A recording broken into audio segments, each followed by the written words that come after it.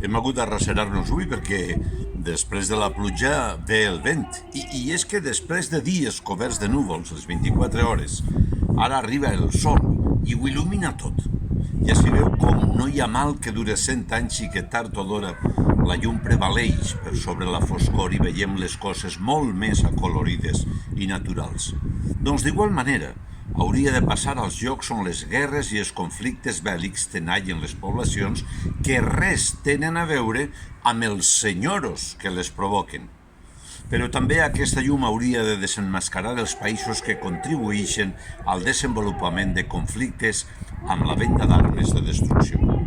No a les guerres, a cap guerra, però també no a la competència barata que fa que munten una cursa, que les persones muntem una cursa de qualsevol cosa i per qualsevol motiu.